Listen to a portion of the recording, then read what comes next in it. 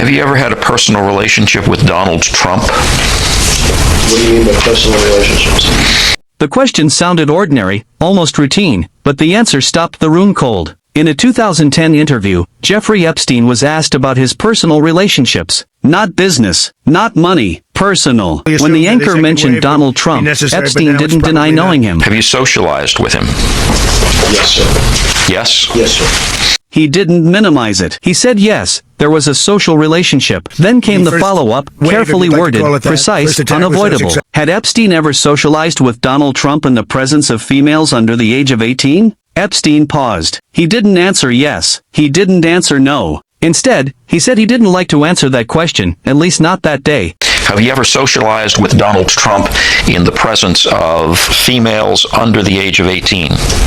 Though I'd like to answer that question, at least today, And then invoked his 5th, 6th, and 14th Amendment rights. I'm going to have to assert my 5th, 6th, and 14th Amendment rights, sir. The interview moved on, but the moment stayed behind like an unanswered echo. Invoking constitutional rights is legal and protected, but in the court of public memory, silence carries weight. Epstein was not a man unfamiliar with attention. He lived openly among wealth and power, moving through elite circles with ease, hosting, traveling, networking. His world was not hidden, it was photographed, documented, and whispered about for years.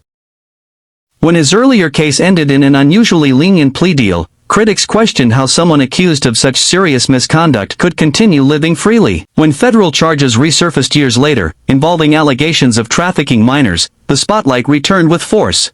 Public figures rushed to clarify their distance. Trump publicly stated he was not a fan of Epstein and had cut ties long before Epstein's later legal trouble. No court has found Trump guilty of any crime connected to Epstein. Allegations remain allegations, and facts remain facts. But the 2010 interview still exists, preserved in time. A moment where a simple question met a constitutional shield. Then Epstein died in federal custody, officially ruled a suicide, leaving behind broken procedures, unanswered questions, and no testimony. The man who knew the full map of his own world took it with him. What remains is not proof, but a pattern of silence, power, and delay.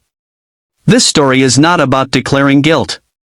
It's about remembering the moments when answers were possible, and choosing not to let those moments disappear.